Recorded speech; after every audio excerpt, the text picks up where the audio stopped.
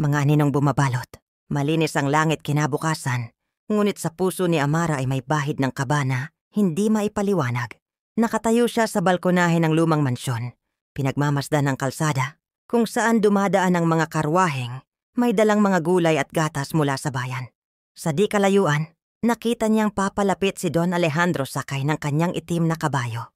Isang ngiti ang namutawi sa kanyang mga labi, ngunit agad din itong napawi nang mapansin niyang may ibang mataring nakamasid sa kanya, si Doña Mercedes. Matagal nang kilala ni Amara ang babaeng ito. Ang pinsan ni Don Alejandro, nakilala sa lipunan bilang mapanuri at walang palya kung magbato ng masasakit na salita kapag hindi nasisiyahan. Nakatayo ito sa gilid ng pasilyo, nanlilisik ang tingin, parang nakahanda ng usisain ang bawat kilos ni Amara. Napansin ko, Amara, malamig na simula ni Doña Mercedes. Madalas kang nasa hardin tuwing hapon at laging naroon din si Alejandro. Hindi ko maiwasang magtanong, ano nga bang ginagawa ninyo? Napatungo si Amara, marahang pinipiga ang laylayan ng kanyang bestida. Nag-uusap lang po tungkol sa mga bulaklak at sa pangarap ko. Pangarap? Isang mapait na ngiti ang gumuhit sa labi ni Doña Mercedes. Kung pangarap ang habol mo, baka mali ang paraan mo. Tandaan mo, Amara, si Alejandro ay isang delgado. Hindi basta-basta nag-aaksaya ng oras sa mga gaya mo. Bago pa man makasagot si Amara, narinig nilang sumigaw si Don Alejandro mula sa ibaba. Tinatawag ang pangalan ng dalaga. Lumapit ito, bitbit ang isang basket ng mga sariwang rosas. Para sa'yo, masayang sabi ng lalaki. Walang kamalay-malay sa tensyon sa pagitan ng dalawang babae. Katatapos lang mamulaklak ng mga ito ngayong umaga. Napansin ni Amara na mariing pinikit ni Doña Mercedes ang mga mata, waring pinipigilan ang sarili. Ngunit sa huling sandali, bago tuluyang umalis, narinig niya ang malamig na bulong ng ginang. Mag-iingat ka, Amara. Ang bulaklak, kapag masyadong pinapansin, madaling mapansin din ng ibang kamay na handang pumitas nito. Naiwan si Amara na nakahawak sa mga rosas, ramdam ang halong tuwa at pangamba. Sa kauna-unahang pagkakataon, naisip niyang baka hindi lang simpleng kabuntis ng damdamin ang kanilang pinagdaraanan. Baka ito ay simula ng isang laban. At sa ilalim ng araw na tila walang bahid ng ulap, may aninong unti-unting bumabalot sa kanilang mundo. Mga lihim na plano. Sa loob ng marangyang bulwagan ng mansyon, nagtipon ng ilang kamag-anak at kasamahan ni Don Alejandro. Ang malaking mesa ay puno ng mamahaling alak at pagkaing inihain ng mga katulong, ngunit ang usapan sa paligid ay hindi tungkol sa kalakalan o politika, gaya ng nakasanayan. Ito'y tungkol kay Amara. Si Doña Mercedes ang nanguna, nakaupo sa pinakadulo ng mesa, ang mga daliri marahang tumutuktok sa ibabaw ng kahoy habang nakikinig sa mga bulong. Kung magpapatuloy ito, baka masira ang pangalan ni Alejandro. Bulong ng isa sa mga tiyuhin. Isang hamak na probinsyana lang yon. Dagdag ng isa, at walang angkang may pangalan. Baka iniisip ng iba sinusubukang akitin ang ating pamilya para sa yaman. Ngumiti si Doña Mercedes, ngunit iyon ay ngiting walang init. Ngiting may tinatagong patalim. Kaya nga't kailangan nating kumilos bago mahulog ng tuluyan si Alejandro sa bitag ng pagmamahal. Isang binatang malapit kay Don Alejandro ang nagtanong. Ano ang plano mo, Doña? Madali lang, tugon niya. Una, ipapakita natin sa kanya kung gaano kababaw ang pagkatao ng dalaga. Ibabalik natin siya sa putik kung saan siya nanggaling. Sa harap mismo ni Alejandro. Samantala sa hardin, walang kamalay-malay si Amara sa kumukulong, balak sa loob ng mansyon. Nakatayo siya sa ilalim ng punong sampagita, pinagmamasdan ng mga bituin, habang iniisip kung paano niya maipapakita ang kaniyang pasasalamat sa kabutihang ipinapakita ni Don Alejandro. Dumating ang isa sa mga katulong na palihim na nakikiramay sa kanya. Senyorita, mahinang sabi nito, mag-ingat po kayo. May narinig akong mga usapan sa loob. Hindi po sila sang-ayon sa inyo. Napalingon si Amara, biglang bumigat ang dibdib. Anong ibig mong sabihin? Bago makasagot ang katulong, narinig nila ang tinig ni Don Alejandro mula sa terasa. Tumawag ito kay Amara, tila walang kamalay-malay sa nagbabantang panganib. Ngunit sa dilim ng gabing iyon, malinaw sa dalaga, may mga matang nakamasid at may mga kamay na handang sirain ang lahat ng kanyang pinanghahawakan. At sa unang pagkakataon, hindi lang ang puso niya ang pinangangalagaan niya, kundi pati ang kanyang dangal at kinabukasan. Ang unang pagsubok, umaga ng linggo, maliwanag ang sikat ng araw na tumatama sa mga bintana ng mansyon. Ngunit sa loob ay may malamig na katahimikan. Inimbitahan ni Doña Mercedes si Amara na sumama sa isang pagtitipon sa bayan, isang charity. Event daw para sa mga batang ulila. Magbihis ka ng maganda, Hija. Wika ni Doña Mercedes na may matamis na ngiti ngunit malamig ang mga mata. Nais kitang ipakilala sa aking mga kaibigan. Nagpasalamat si Amara. Walang kamalay-malay sa lihim na patibong. Pinili niya ang pinakamaayos. Niyang damit, isang puting bestida na simple ngunit may dangal, at isang pares ng sapatos na binigay ni Don Alejandro bilang regalo. Pagdating nila sa bulwagan ng bayan, sinalubong sila ng mga taong bihis na bihis. Mga kilalang personalidad at negosyante. Habang naglalakad si Amara sa tabi ni Doña Mercedes, ramdam niya ang mga matang nakatingin sa kanya. Sinusuri mula ulo hanggang paa. May mga bulungan, may mga mapanuksong tingin. Siya ba ang sinasabi mo, Mercedes? Tanong ng isang ginang na may matalim na tingin. Ang tinutulungan mo? Oh, sagot ni Doña Mercedes tila nagbubulong ng lihim. Isang simpleng probinsyana, pero maganda, hindi ba? Sa gitna ng programa, biglang lumapit ang isang babaeng kilala sa tsismis. Hawak ang mikropono. Ngayon ay magpapaunlak tayo ng panauhin na magbibigay ng espesyal na bilang para sa lahat. Sabay tingin kay Amara. Senyorita Amara, baka maaari mo kaming kantahan o sayawan. Nanlaki ang mga mata ni Amara. Hindi siya sanay magtanghal sa harap ng maraming tao, lalo pa sa mga taong ngayon pa lang niya nakikilala. Ngunit ramdam niya ang mga tingin. Ang ilan ay nag-aabang ng kahihiyan niya. Tumingin siya kay Doña Mercedes na nakangiti, ngunit sa likod ng ngiting iyon ay tila isang utos. Gawin mo ito. Huminga ng malalim si Amara at lumapit sa gitna. Sinimulan niyang kantahin ang isang lumang awit na itinuro sa kanya ng kanyang ina. Paos sa una ngunit unti-unting nagiging malinaw habang pinipikit niya ang mga mata at inaalala ang mga araw sa probinsya. Ngunit bago siya matapos, biglang tumunog ang isang malakas na halakhak mula sa gilid. Isang batang bisita ang tumakbo papunta sa entablado at hinila ang laylayan ng kanyang bestida na muntik nang mapunit. May mga nagtawanan, may mga nagbulungan ng mas malakas na mula si Amara, ramdam ang matinding hiya. Ngunit sa likod ng bulwagan, isang pamilyar na tinig ang umalingaw-ngaw. Malalim, matatag. Amara!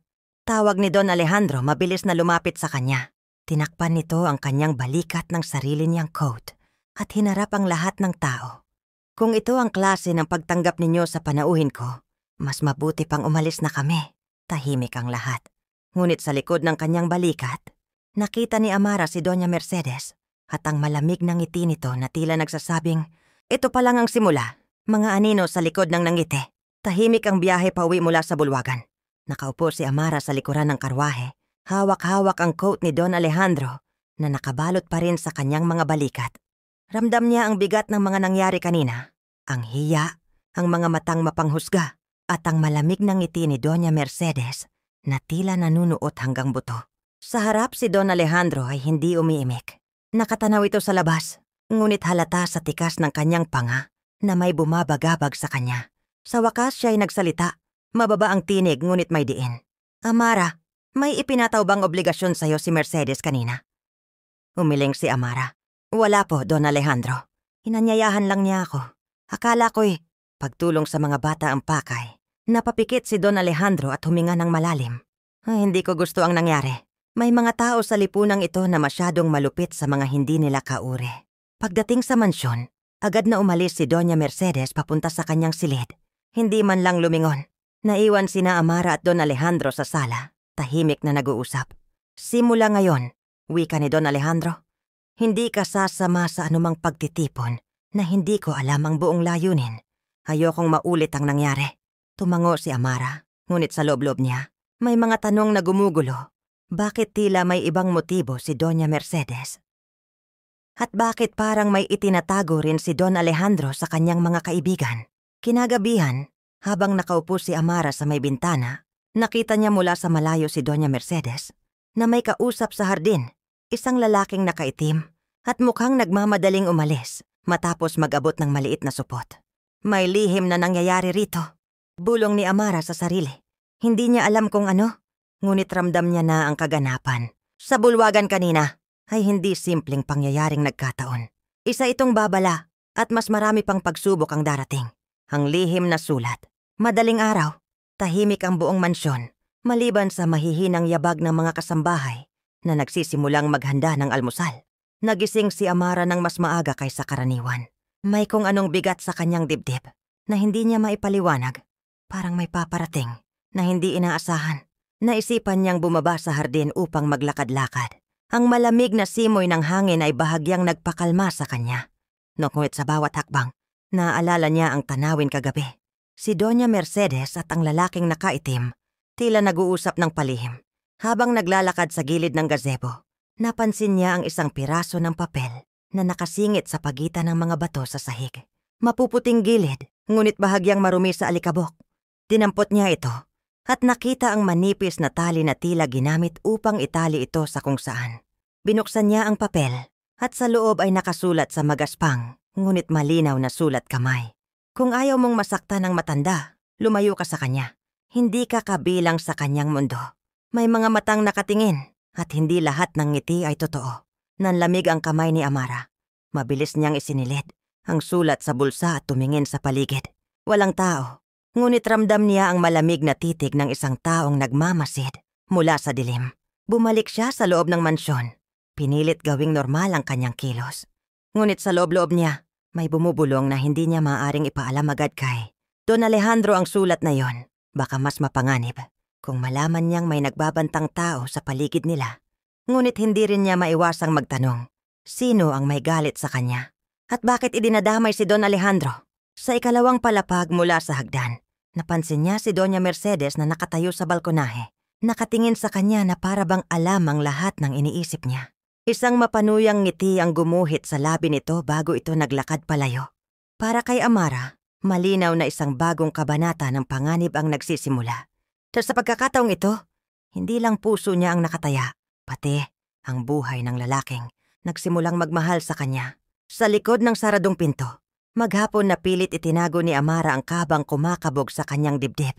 Habang kasama si Don Alejandro sa almusal at sa ilang pagpupulong nito sa bahay, pinilit niyang ngumiti at magpanggap na walang kakaiba. Ngunit sa bawat saglit, ramdam niya ang bigat ng sulat na nakatago sa bulsa ng kanyang bestida. Tila ba isang lihim na handang sumabog anumang oras. Nang sumapit ang hapon at umalis, si Don Alejandro upang makipagkita sa ilang kasosyo sa negosyo, nakakita si Amara ng pagkakataon. Tahimik siyang gumapang sa pasilyo ng ikalawang palapag, patungo sa pinagmulan ng kakaibang pakiramdam na matagal na niyang iniinda. Doon sa pinakadulong bahagi ng pasilyo, natagpuan niya ang isang pinto na laging nakakandado. Ang lumang, silid na ayon sa mga kasambahay, matagal nang hindi binubuksan mula nang pumanaw ang unang asawa ni Don Alejandro. Ngunit sa araw na iyon, napansin niyang bahagyang nakabukas ang pinto. At mula sa loob, sumisingaw ang amoy ng lumang papel at pabango na tila pamilyar. Mabilis ang tibok ng puso ni Amara habang marahang itinulak ang pinto. Sa loob bumungad ang alikabok na nakadikit sa mga kurtina at kasangkapang nababalutan ng puting tela. Sa gitna ng silid ay may lumang mesa at sa ibabaw nito ay nakapatong ang isang kahon na yari sa matibay na kahoy. Sa tabi ng kahon ay isang journal. Bukas, na tila may nagmamadaling umalis matapos sumulat. Lumapit siya at binasa ang ilang linya ng nakasulat. Hindi siya pwedeng manatili rito. Kapag nalaman ni Alejandro ang totoo, lahat ng plano ay masisira. Kailangan siyang mawala bago ang anibersaryo. Nanginig ang kamay ni Amara. Sino ang tinutukoy dito? Siya ba? At anong plano ang tinutukoy? Biglang may marahang yabag sa pasilyo. Mabilis niyang isinara ang journal at tumakbo patungo sa kortina. Nagtago habang bumukas ang pinto. Isang silweta ang pumasok. Hindi si Doña Mercedes, kundi ang lalaking nakaitim na nakita niyang kausap nito noong isang gabi. May hawak itong susi at marahang isinara muli ang pinto. At sa sandaling iyon, alam ni Amara, nakapasok siya sa isang lugar na hindi niya dapat pinasok. At maaaring hindi siya basta-basta makalabas. Sa bitag ng lihim, humigpit ang hawak ni Amara sa laylayan ng kurtina habang pinipigilan ang mabilis na paghinga. Ramdam niya ang init ng kaba na sumisingaw. Mula sa kanyang balat, tila babawat tibok ng puso ay maghuhudyat ng kanyang presensya. Pumasok ang lalaking nakaitim. Mabigat ang bawat yabag. Inilapag nito ang isang maliit na sobre sa ibabaw ng kahon at marahang binuksan ang journal. Sumimangot ito, waring may napansing kakaiba. May humawak dito. Bulong ng lalaki. Malamig at mababa ang tinig. Dahan-dahan nitong nilingon ang paligid para bang hinahanap ang isang hindi imbitadong bisita. Amara, halos mawalan ng hininga, ay kumapit sa tela ng kurtina. Ngunit sa kanyang takot, napaatras siya ng bahagya at nasagi ang nakalaylay na bakal ng kurtinang pamigil. Ting! Kumalansing ito pumunit sa katahimikan ng silid. Agad na humarap ang lalaki sa pinagtataguan niya. Sa isang iglap hinila nito ang kurtina. Magkaharap sila ngayon. Malamig ang titig ng lalaki, matalim na parang punyal. Ikaw, mariin nitong sambit. Hindi mo dapat nakikita to. Ako'y nadapa lang. Nagkamali ako ng silid. Pautal-utal na paliwanag ni Amara. Pilit na nag-aastang walang alam. Ngunit hindi naniwala ang lalaki. Lumapit ito, halos idikit ang mukha sa kanya. Nakita mo ang journal, hindi ba? Tahimik lang si Amara, ngunit ang kanyang mga mata ay nagbigay ng sagot na ayaw niyang sabihin. Bigla nitong hinawakan ang kanyang braso, mahigpit, at bumulong sa kanyang tainga. Kung ayaw mong mawala sa gabing ito, kakalimutan mo ang lahat ng nakita mo rito. At hindi ka lalapit muli sa silid na to. Pagkasabi niyon, binitiwan siya ng lalaki at lumakad palabas. Bago tuluyang lumisan, tumigil ito sa may pinto at muling tumingin sa kanya. Huwag mo ring sasabihin kahit kay Don Alejandro, lalo na sa kanya. Nang mag-isa na si Amara sa silid, bumigat ang kanyang dibdib. Hindi lang takot ang nadarama niya, kundi isang matinding pangamba na may mas malaking misteryo pa sa likod ng pamilyang kanyang pinasok. At ngayon isa na siya sa mga taong may alam sa lihim na yon. Mga mata sa dilim. Kinabukasan tila walang nangyari sa mansyon. Maaliwalas ang paligid. Naglalaro ang mga sinag ng araw sa marmol na sahig at abala ang mga kasambahay sa kanilang mga gawain. Ngunit para kay Amara, parang may mabigat na ulap na nakasabit sa hangin. Isang aninong nakatago sa bawat sulok. Habang nag-aayos siya ng mga bulaklak sa maluwang na sala, dumating si Don Alejandro mula sa kanyang pagbisita sa lungsod. Suot nito ang kanyang paboritong kulay abo na Amerikana at sa kanyang mukha ay may bakas ng pagod, ngunit agad iyong napalitan ng ngiti nang makita siya. Amara, malumanay na wika ng matanda. Iniwan kita ng ilang araw, ngunit parang lalo kang gumanda. Napayuko si Amara pilit tinatago ang pamumula ng kanyang pisngi. Marahil po idala lang ng liwanag, Don Alejandro. Mahina niyang tugon. Ngunit sa likod ng kanyang titig, may ibang iniisip si Amara. Dapat ko bang sabihin sa kanya ang nangyari kagabi? O baka mas mapahamak lang siya. Hindi niya alam na mula sa hagdanan sa ikalawang palapag, may dalawang matang nakamasid. Ang parehong lalaking nakaitim na nakita niya kagabi. Tahimik itong nanood sa kanilang pag-uusap. Hawak-hawak ang parehong journal na kaninang madaling araw ay nasa mesa pa ng lihim na silid. Maya-maya, inanyayahan siya ni Don Alejandro na samahan siya sa hardin. Habang naglalakad sila sa pagitan ng mga rosas, napansin niyang mas madalas. Siyang tinatanong nito ngayon tungkol sa kanyang buhay, kung saan siya lumaki, kung anong mga pangarap niya, at kung ano ang nagpapasaya sa kanya. Sa bawat sagot niya, ramdam niyang may kakaibang kislap sa mata ng matanda. Isang kislap na hindi lang pagkalinga, kundi may halong paghanga at init. At sa kabila ng lahat, hindi niya maiwasang maramdaman ang isang bagay na matagal na niyang pilit nilalabanan. Ngunit bago pa niya masagot ang tanong na gumugulo sa puso niya, isang malamig na simoy ng hangin ang dumampi sa kanyang batok. Kasabay ng mahina ngunit malinaw na tinig mula sa di kalayuan. Amara, alalahanin mo ang sinabi ko. Napatigil siya, napalingon. Ngunit wala siyang nakita kundi ang mga lilim ng punong nag-aalon-alon sa hangin. At sa mga lilim na iyon, may isang presensyang hindi mawala sa kanyang pakiramdam. Isang paalala na sa gitna ng umuusbong na damdamin, may panganib na patuloy na gumagalaw sa paligid. Ang lihim ng journal, gabi. Tahimik ang buong mansyon. Tanging huni ng kuliglig at hampas ng hangin sa mga bintana ang maririnig. Nasa kanyang silid si Amara, hawak-hawak ang maliit na lampara habang nakaupo sa gilid ng kama. Sa kanyang harapan ay nakalatag ang journal na iniwan sa kanya ng misteryosong lalaki. Sa lihim na silid, matagal niya itong pinagmasdan. Natatakot buksan ngunit mas natatakot kung hindi niya malalaman ang nilalaman. Sa wakas marahan niyang binuklat ang unang pahina. Sa sino mang makakabasa nito, mag-ingat. Ang pamilyang ito ay may kasaysayang tinatago. Kasaysayang nagbubuhol ng dugo at kapangyarihan. Napalunok si Amara. Ang mga susunod na pahina ay puno ng mga tala, mga pangalan, petsa, at mga pangyayaring tila pamilyar sa kanya, pero hindi niya pa lubusang nauunawaan. May nabanggit na isang Serafina, isang babaeng kahawig daw niya, na namuhay sa mansyon mahigit 1 siglo na ang nakalilipas at misteryosong nawala. Habang patuloy siya sa pagbabasa, napansin niyang may isang bahagi ng journal na parang itinago, isang nakadikit na pahina. Marahan niya itong pinilas at doon may isang guhit na larawan. Isang batang babae na kasing anyo niya. Suot ang isang puting bestida at may koronang yari sa bulaklak. Sa ilalim nito may nakasulat, siya ang susunod. Nabigla siya at halos mabitawan ng lampara. Sa mga sandaling iyon, may kumalabog mula sa labas ng kanyang silid. Isang mabigat na yabag, mabagal at dahan-dahan, papalapit sa kanyang pinto.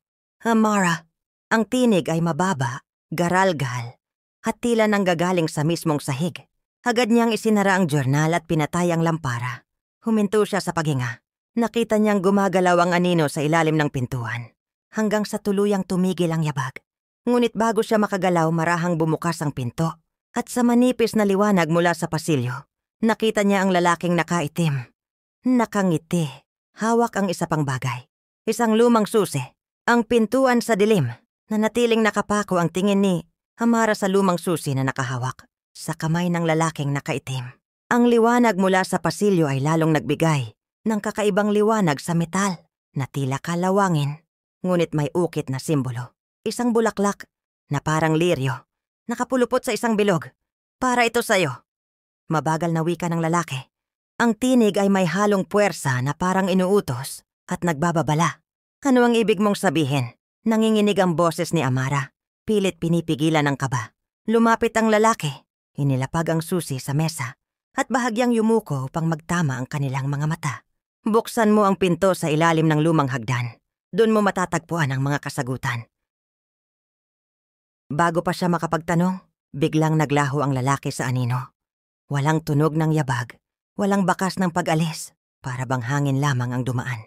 Naiwan si Amara na nakatulala. Ang dibdib ay kumakabog ng mabilis.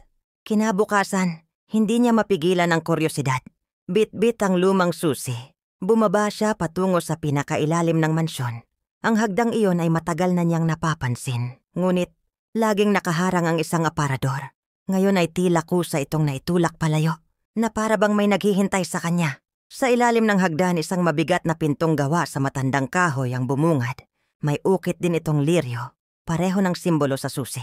Dahan-dahan niyang isinuksok ang susi sa kandado. Sa bawat ikot, tila may naririnig siyang mababang bulong na nanggagaling mula sa loob. Halika! Sa pagbukas ng pinto, isang malamig na hangin ang sumalubong sa kanya, kasama ng amoy ng lumang papel at alabok. Sa loob ay isang makitid na pasilyo na pinalilibutan ng mga frame ng larawan. Lahat ay mukha ng kababaihang magkakawangis at halos lahat ay kamukha niya. Sa dulo ng pasilyo may isang malaking salamin na may gintong gilid. Sa ilalim nito may nakaukit na salita. Ang nakaraan ay hindi namamatay. Ito'y naghihintay lamang. At sa sandaling tumingin siya sa salamin, hindi na ang kanyang mukha ang bumungad sa kanya, kundi si Serafina, nakangiti. Ngunit sa likod ng kanyang mga mata ay may babala. Ang pagkakalimot sa sarili. Nanginginig pa rin ang mga kamay ni Amara habang nakatitig sa salamin. Nakatayo roon si Serafina. Ang ngiti tila may lambing. Ngunit ang mga mata ay may dilim na hindi niya maipaliwanag. Hindi, ako yan. Bulong ni Amara sa sarili. Ngunit sa bawat segundo ay parang hinihigop ng salamin ang kanyang isipan. Amara, tawag ng tinig ni Serafina. Malinaw na malinaw kahit walang gumagalaw na labi. Panahon na para maalala mo ang lahat. Biglang sumakit ang ulo ni Amara. Sa isang iglap, nagdilim ang paligid at nagsimulang dumagsa ang mga alaala. Mga eksenang hindi niya kilala. Ngunit pakiramdam niya ay siya mismo ang nakaranas. Isang hardin na puno ng liryo, mga halakhak ng kababaihan sa magagarang kasuotan, at isang gabi ng apoy at sigawan. Nakita niya ang sarili si Serafina na tumatakbo habang may humahabol na mga aninong may dalang mga sulo. Bakit mo ipinapakita sa akin to? Sigaw ni Amara habang pinipilit alisin ang mga imahe sa kanyang isipan. Dahil ikaw ako. Sagot ni Serafina sabay lapit sa salamin. At ako?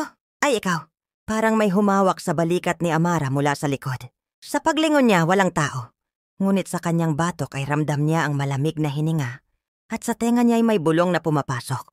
Kapag tuluyan ka nang nakalimot sa kung sino ka, makakabalik ako. Napaatras siya, ngunit nang muli niyang tingnan ang salamin, wala na roon si Serafina. Ang refleksyon ay siya na ulit. Subalit may kakaibang pakiramdam, parang may bahagi ng kanyang alaala na hindi na kanya. Sa gabing iyon habang natutulog, napanaginipan niya ang isang kamay na nakalapat sa kanyang dibdib at isang tinig na bulong ng bulong. Isang gabi na lang, nagising si Amara sa malalim na gabi. Hingal na hingal at pawis na pawis. Walang tunog sa paligid maliban sa mahinang tiktak ng orasan. Ngunit kakaiba ang tibok ng kanyang puso. Mabigat, mabagal, at parang may ibang ritmo na hindi niya kilala. Dahan-dahan siyang bumangon mula sa kama. Ang buong kwarto ay tila balot sa manipis na hamog. Sa gilid ng kanyang paningin, may gumagalaw. Isang anino, pamilyar ngunit imposibleng naroon. Serafina. Mahina niyang usal. Isang malamig na hangin ang dumampi sa kanyang mukha at mula sa salamin sa tapat ng kama ay lumitaw ang anyo ng babae. Maganda, maputi, at nakasuot ng lumang bestida. Ang ngiti nito ay hindi na lamang lambing, kundi isang halong tuwa at pananabik. Panahon na, bulong ni Serafina, at bago pa man makatakbo si Amara, isang liwanag ang sumiklab mula sa salamin. Naramdaman niya ang biglang paghila sa kanyang katawan.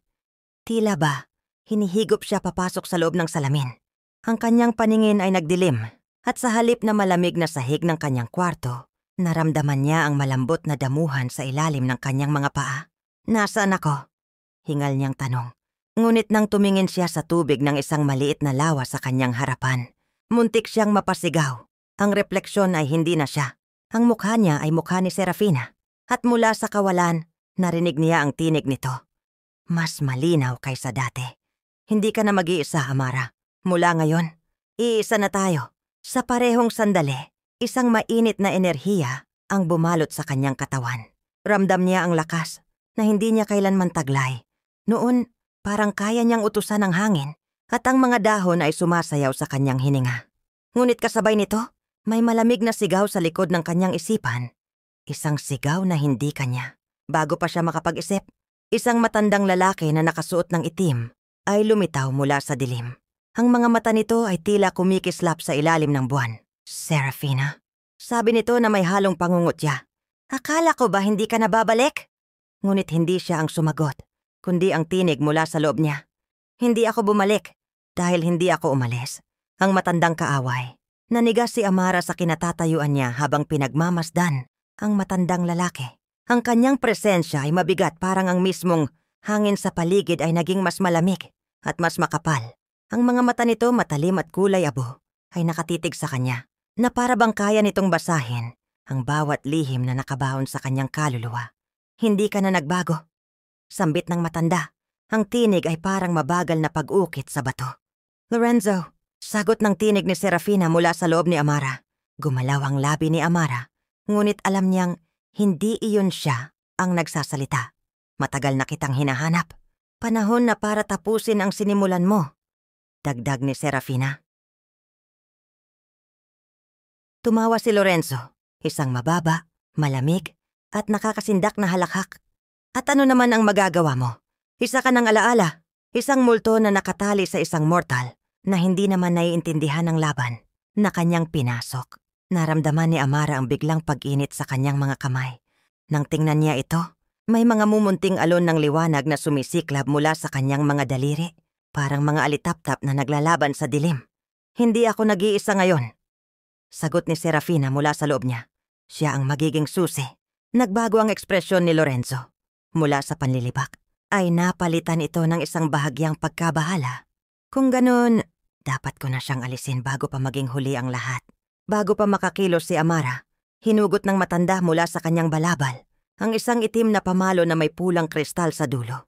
Nang iwas-iwas ito, lumitaw ang isang malakas na alon ng hangin na halos tumilapon si Amara sa lupa. Takbo, Amara! Sigaw ni Serafina mula sa loob niya.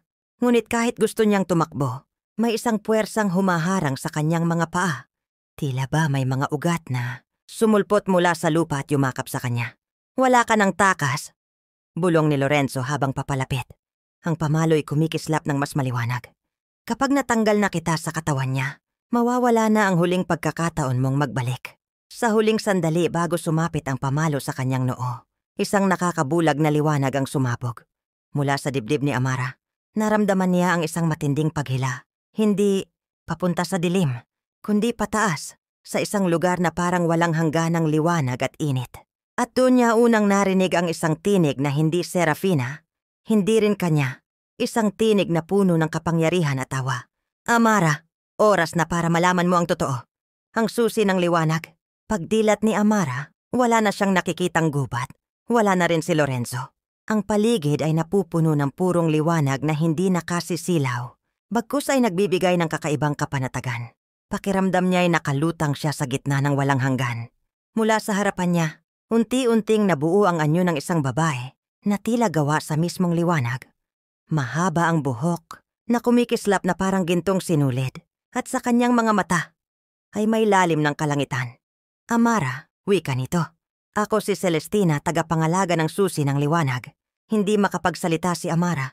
Ramdam niyang may kakaiba. Sa presensya ng babaeng ito, tila siya ang pinagmumulan, ang kapayapaan at lakas na bumabalot ngayon sa kanya.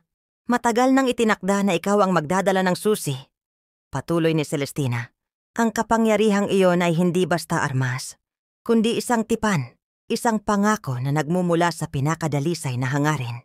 Sa pamamagitan nito, maaari mong tuldukan ang kadiliman o hayaan itong lamunin ng lahat. Pero bakit ako?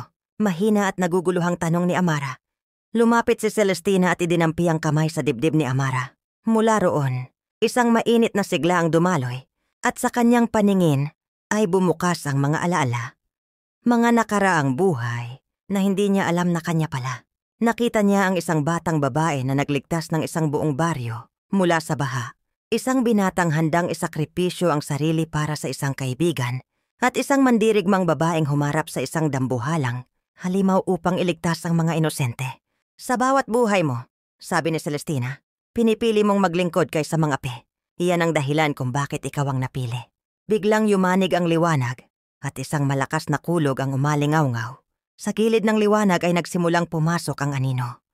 Ang anyo ni Lorenzo, dala ang isang alon ng itim na usok. Wala nang oras, mariing sabi ni Celestina. Amara, hawakan mo ito. Mula sa kanyang mga kamay ay lumitaw ang isang maliit na gintong susi na may hugis bulaklak. Pagkapit ni Amara rito, agad itong kumislap at naging isang mahabang baston na puting ginto na may kumikislap na bulaklak sa dulo. Ito ang susi ng liwanag, wika ni Celestina. Gamitin mo ito para buksan ang huling pintuan, ang pintuan kung saan magtatapos o magsisimula ang lahat. Ngunit bago pa siya makapag-usisa, naramdaman ni Amara ang isang malakas na paghila pabalik. Nawawala na ang liwanag at muli siyang bumabalik sa gubat sa harapan ni Lorenzo, na ngayon ay mukhang mas galit kaysa kanina. Hindi mo dapat nakuha yan, sigaw nito. Ngunit si Amara sa unang pagkakataon ay hindi na umatras. Mahigpit ang hawak niya sa susi ng liwanag at alam niyang magsisimula na ang tunay na laban. Huling bahagi ng kwento, mataas na ang buwan. Nagbibigay ng pilak na liwanag sa tahimik na hardin ng mansyon ni Don Alejandro. Nakaupo si Amara sa tabi ng marmol na bukal at ang kanyang refleksyon ay kumikislap sa tubig. Malaki na ang pinagbago niya mula nang tumira sa bahay. Nang matanda, mula sa pagiging simpleng nagbebenta ng bulaklak sa baryo, nasaksihan niya ang mundo ng kayamanan, mga lihim at mabibigat na pasya. Dahan-dahang lumapit si Don Alejandro. Hawak ang kanyang tungkod. Malambing at tila ama ang kanyang tinig. Amara, wika niya, nasaksihan ko ang iyong paglago. Hindi sa yaman, kundi sa tapang at kabutihan. Ibinalik mo ang buhay sa bahay na ito. Yumuko si Amara. Binigyan mo ako ng tahanan, Don Alejandro, noong wala na akong malapitan. Ngunit ang puso ko ay nananabik sa hangin at mga bulaklak ng dati kong buhay. Tumango ang matanda, may kaunting ngiti sa labi. Alam ko, matagal ko nang alam. Kayang punuin ng pera ang mga silid, pero hindi nito kayang punuin ang kaluluwa. Inabot niya mula sa bulsa ang isang maliit na supot na pelos. Sa loob nito ay may gintong locket na may nakapresang maliit na bulaklak, ang bulaklak na minsang ibinigay ni Amara nang una silang magkakilala. Ito ang regalo ko sa'yo, sabi niya. Hindi para itali ka rito kundi para ipaalala na malaya ka. Gamitin mo ang ibinigay ko upang buuin ang buhay na iyong pinapangarap. Napaluha si Amara at niyakap siya.